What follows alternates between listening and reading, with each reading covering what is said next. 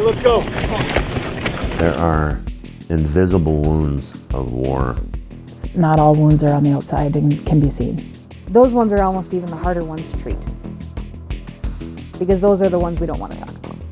Service members, they do incredible things, and some of them not only have physical wounds, but they'll have mental wounds. For me, I came back with a lot of anxiety issues. Say wounded is something that you carry with you forever.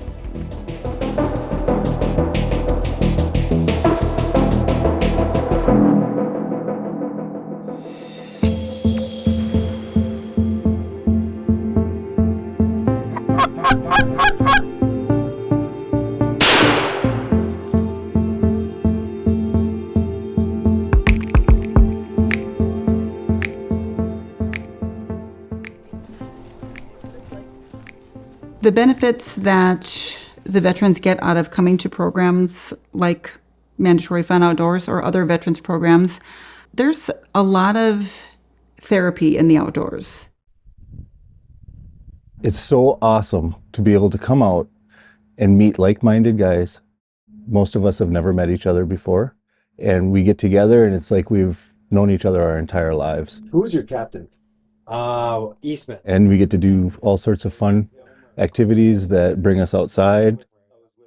There's something about being in the woods or in a fishing boat. I mean, it's relaxing. There's just something about the outdoors that is just kind of zen.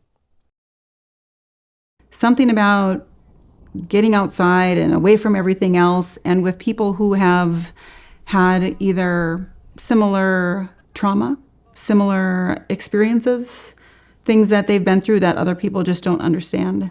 When you can put them together and get them outdoors, outside of the bar, outside of even their family, get them with people that understand because they've been there too, they start talking, and we heal through talking. Don't do it, but if you can have some of those conversations on a sidebar with a like-minded person or with your buddy or whatever else, and you can get it out comfortably and safely and effectively, and either work through it or become okay with it or kind of open up that relation with somebody, that just goes such an unbelievable length.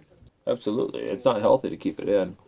A lot of times, veterans that come on the events, they're like, I just didn't know if I should sign up because I don't feel like I'm deserving, or somebody is more wounded, as you would say, or needs help more than I do. They're all deserving. They all signed on the line. They all left their families. 4 years, 20 years, 30 years, whatever they signed up for. It's still a commitment to our country, for our freedom. There's so many different ways that you can be affected by your service. It's a hairy place to be in country, young.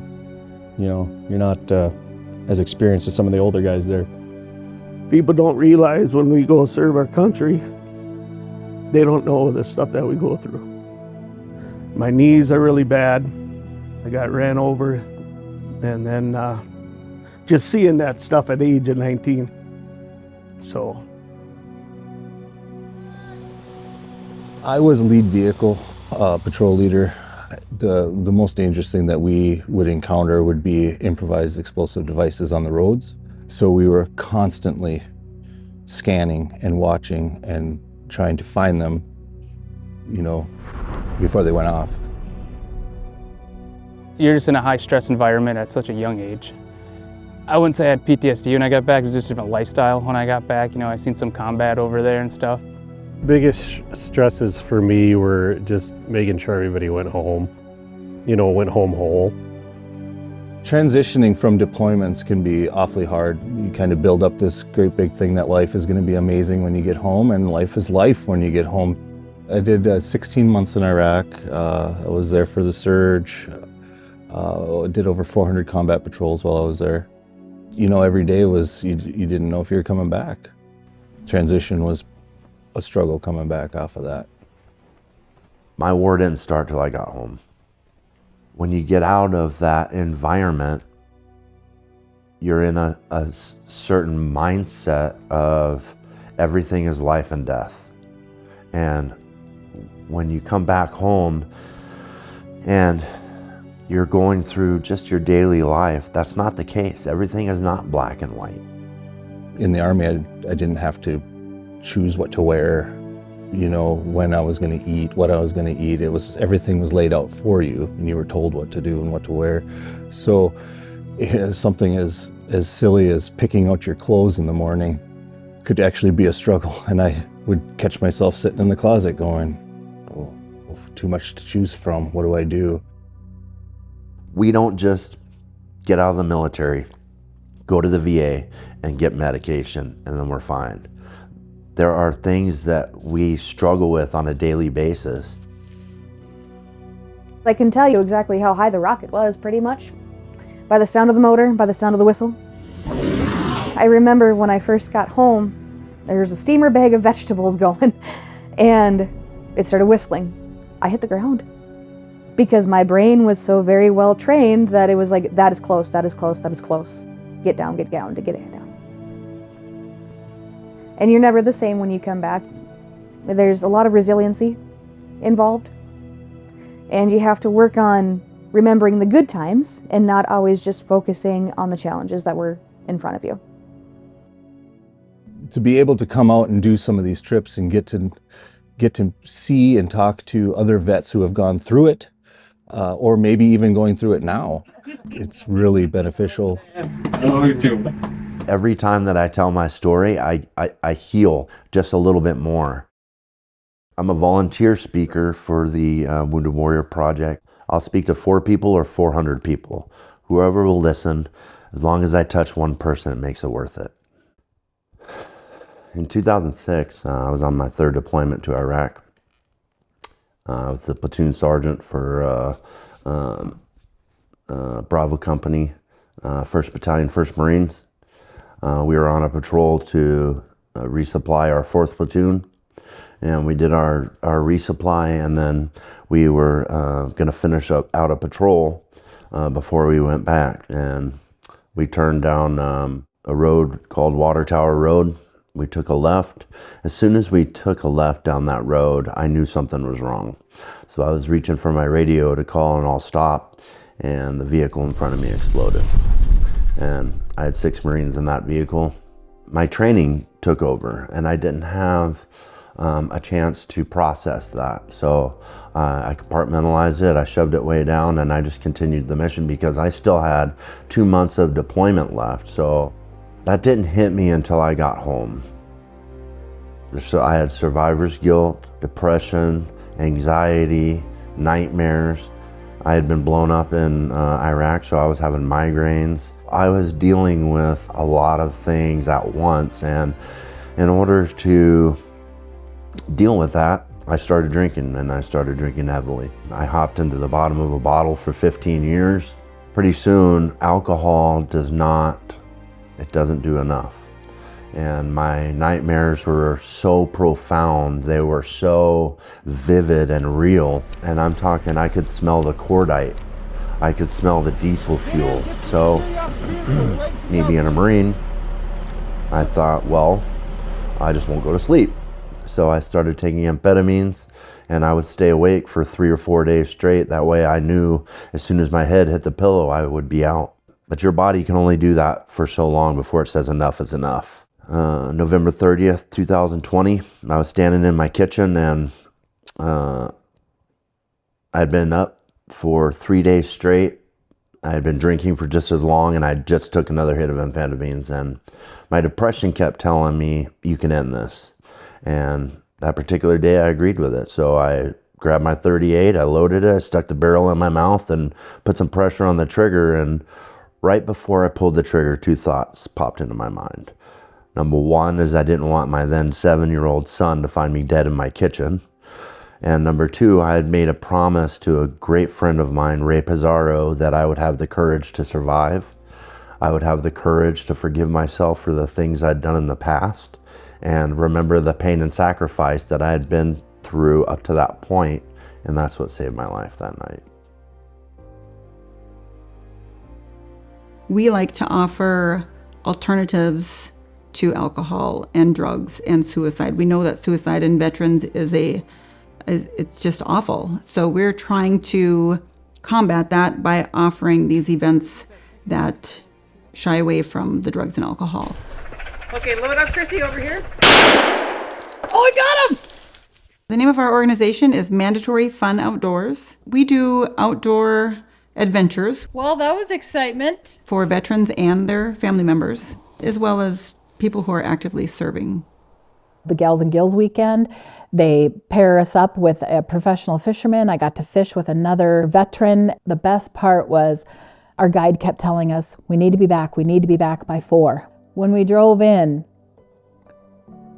they had the street lined with every single police car and firefighter from the surrounding counties, and they gave us what they call the hero's welcome. I never got that. I can't even tell you the feeling that I felt or my fellow veterans as we were driving in. Just tears, even the hardest Marine, right? Just tears coming as we drove in. And I said to myself, I need to be a part of this. This is something bigger than me. I need to be a part of this. I started this in 2017, and I was working with a couple other veteran programs, and it was all hunting and fishing. We were missing a lot of people that maybe didn't want to hunt or fish. We'll put something out on our Facebook page saying, hey, what do you guys want to do? And someone will say, well, do you guys go dog sledding? And we say, yep. And then we figure out how to get them dog sledding. That is a huge thing. We love to do that. We bring them up here. We've done Ely, Duluth. We do gardening and then maybe how to can. We try to make everything educational, and we try to set them up so when they leave us, they can continue to do what they've learned. So we pride ourselves in figuring out what will heal a veteran, what will bring camaraderie to their fellow veterans. We have specific events that are women only. That's why we did the Gals and Gills. Those women feel very, very comfortable and safe, and that is one of our biggest things, is to provide that safe environment for men and women, but we keep our Gals and Gills to just females. Most of them have never used a fishing pole, so they learn how to fish. These pro fishermen give them tips. We do this little bonfire, and they all sit around the bonfire, and they have that safe place to tell stories. And there's a lot of learning that goes on, but I want to say that the biggest thing is that camaraderie they feel with other women who have been where they've been. You shouldn't be here anyway. I will never forget my training instructor, my MTI. She looked at us and she said, you will have to work 10 times harder to be at the same level as any other male. Whether it's respect, physical fitness, anything. But I'll be damned if you don't do it. Go now. A lot of females go through some of the similar issues, a lot of sexual trauma. My experience in the military was not a good one. I am an MST survivor. I was originally stationed with a Marine Air Control Squadron, and they needed to do some diversifying. And at that time, there is a first lad, second lad, and third lad. No women were allowed in grunt units, air wing grunt units. And so I became one of the very first females to ever get into a air wing grunt, which was 1st Lad Battalion, which is low altitude air defense. I was stationed on Parris Island. I went to boot camp there. They needed more females to deal with the female recruits that were coming in. It's tough because you're either labeled as a bitch or you're labeled as a slut. There's no in between. You don't want to be labeled as anything. I didn't.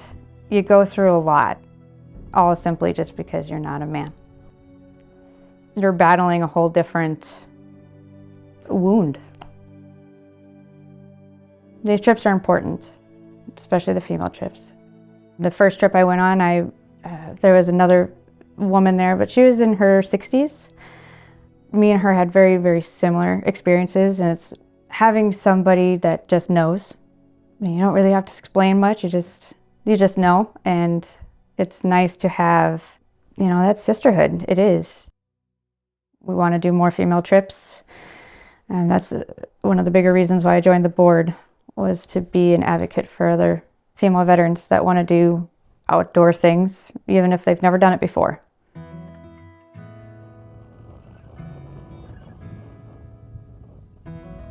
When you get out away from the city or whatever in your own group, it's all brotherhood. Everybody getting together and, you know, having a good time, the camaraderie and the friendship of everybody. We got 52 people out here, I think, right now. We got 12 ice castles, and this is what our annual trip. We do this every year. How are we doing in here? We got plenty of room? The weather never cooperates, but yeah, it's a fun trip. Some of these guys haven't seen each other for 10 years or more, and they get to meet up again, which is great. But then some guys, they never met each other in their lives, and within a half hour, it's like they've been best friends their whole life. So she's what keeps me grounded. Yeah. It's great to swap stories with all the guys, find out where they were at, what their experiences were, how they combated issues coming home as well.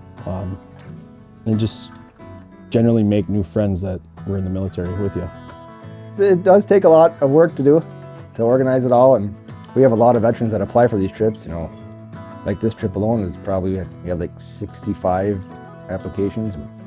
They put out a message on Facebook on their site saying that they got an upcoming trip, and you just put your name in and see if you get lucky enough for them to draw your name for a trip. My very first trip I raised enough money to take 2 veterans out on a snow goose trip in South Dakota, and that's kind of where it started. And then after that, developed a board, and we go snow goose hunting in the South Dakota, Missouri. We go down to Texas, pig hunting, Montana, prairie dog hunting, tons of fishing trips in Red Lake, Lake of the Woods, Lake Michigan. We're kind of all over the place. We're all volunteer board. We're all vets. There's 9 of us. Yeah, we just use our free time. We use our own personal vehicles for all this kind of stuff. And yeah, no pay, 100% volunteer. I just love helping other people, especially other veterans that I know have probably had some other issues going on in their life. This is a way to get away from society and just be with a group of people you know you can trust 100%. I am a Navy veteran and a law enforcement officer. Before 2017, there was a group of us veterans. We wanted to find a way to give back to a very unique community, which was the military community, and then we added law enforcement, EMS and fire as well, because obviously jobs are different, but a lot of the traumatic stuff we experienced together. It's just really awesome to give a chance to give back to those guys for doing all they did for our country and for their communities and what they still do today. It's really important for us to make sure they feel heard and to find healing. You know, that's what's really big about Hometown Hero Outdoors is the healing aspect. We call it a form of outdoor recreational therapy. Doing trips like this out here in Moorhead, Minnesota today, chasing some geese, like this is where I get to center myself, to heal and come back to feeling good. They're going down. What Hometown Heroes do for local veterans and LEO and everybody, they're an amazing organization. Bringing everyone together and building this bond, and you can vent and people that can relate with you too. What's really cool about our group, guys like me that hunt and fish all the time, I have all the gear. I can grab somebody and say, hey, come with me. Let me show you how I heal. Let me show you my passion. There's like a 4-pack coming right at us right here. See those? Oh, yeah. They are coming right at us, aren't they? There's a lot of people on the Hometown Heroes Facebook page that will just take you out. It doesn't have to be for one of their special events or whatever else. It's a really welcoming group of people and a really welcoming community. Everybody is super willing to share their knowledge and information and teach and help you experience this so that you can start doing it yourself. By doing that, we've been able to help literal thousands since 2017 of people experiencing a day in the woods, on the water. We also do barbecue trips, horseback rides, ATV rides, a lot of unique opportunities to give back and for them to have opportunities to heal. Dang it. We have a private group page, which is on Facebook. People sign up and I do a random selection. Decided to throw my name in the hat for a few of them, and I was fortunate enough to be picked for this one. Haven't killed anything yet, but I expect that to pick up here before too terribly long, I hope. We met up this morning at 6 a.m. I got out to the field, met with the guides. They had everything waiting for us. They serve us a hot breakfast right in the blind. They just got to walk out to the blind and sit down and wait for the birds. So it's a really easy, fun opportunity for them to just relax in the outdoors. Just sitting and talking with everybody, sharing stories and bonding. I made friends today, and I didn't expect that, and just kind of built my support group even more. One of our founding members, he went to Iraq and he saw, smelled, and did things that is very traumatic.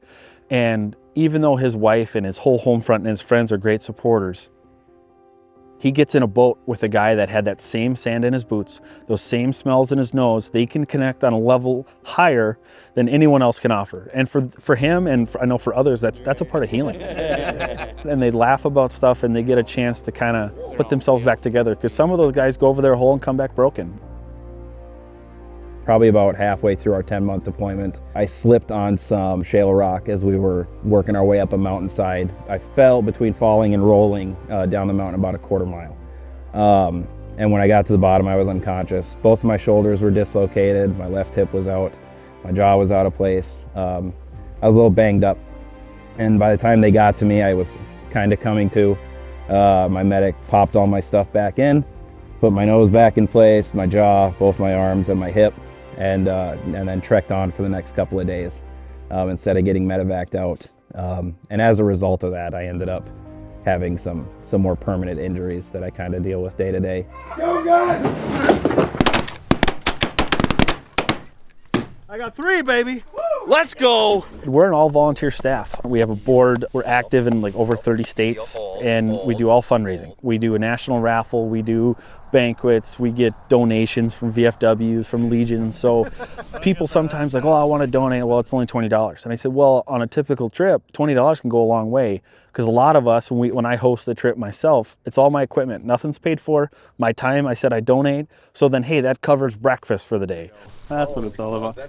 That's a big one. Pass that one down.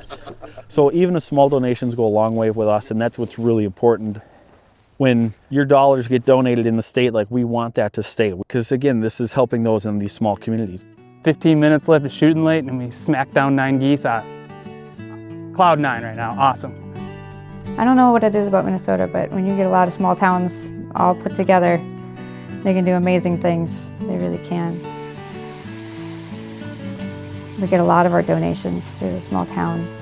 The organization was started in 2009 by Brian Olfus up in Bemidji. What he did is he just started taking some of his people in his platoon that got hurt hunting, and then people started donating, and he had this idea, you know, there's some other organizations, and so he created Wounded Warriors Guide Service. It was created just as a Minnesota organization, and now we have board members across the U.S. And when we have an event come up, you can put your name in, and then we have a lottery to pick who goes on these events. This summer, we had an Alaskan trip, a trip of a lifetime for 4 veterans. And we had about 150 applications, and it's very hard to pick 4 veterans because they're all deserving. Beautiful.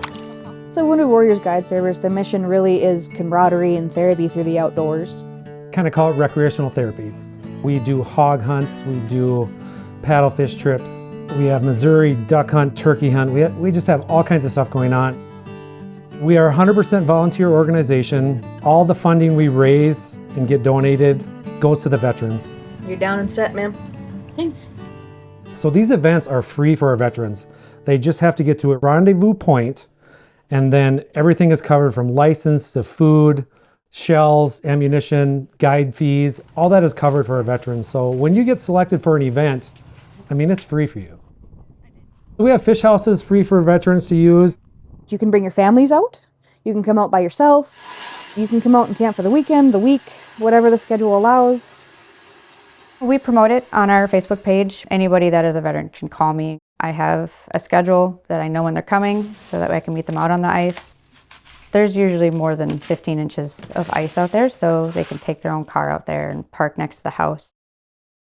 It's nice to see people taking advantage of it. I know a lot of veterans that don't want to. They don't want to take the spot of somebody else that they feel might really need it, but they all deserve it. They all need it. It's a great opportunity for people to get on the ice. People I've met that have never touched ice in their life, they're all equipped with fishing poles, tackle. Whatever the veterans need, out here I help facilitate it, whether it's helping reel in fish or setting hooks or just transporting, making sure everybody's fed, making sure everybody's happy and they're having a good time. And you get people that don't know each other from different branches of service. People are kind of quiet at first and they start to speak up, and on day 2 they start to open up about their service. You and I could have been on the same deployment been side to side every single day, went through everything together. But it's different. But we're both gonna come out of it different. There's always a night where people will tell the hard stories and there will be tears and they can relate. 2 seconds, I had a major. They've never met each other and they're already bonding. It's hilarious. I love it. That's my favorite part, is listening to them all like chatter and talk to each other about all of their experiences and what they did, where they went. It's my favorite part. It's things like that why I've been part of this organization for 11 years. I remember about year 3 or 4, I had a veteran, Vietnam veteran. On the third night, he came down and he was really quiet at breakfast. And I'm like, what's wrong? Like, did you not sleep good? He's like, because this is the first night that I have slept through the night since I got back from Vietnam, because I felt safe and secure with new brothers. Veterans at the end of these trips will tell how thankful and grateful they are for what we do, because it means a lot. And we've created a lot of connections and met a lot of great people doing this. Yeah, hey, look at him go! If you can take the best out of a trip, you'll have a trip of a lifetime, every time.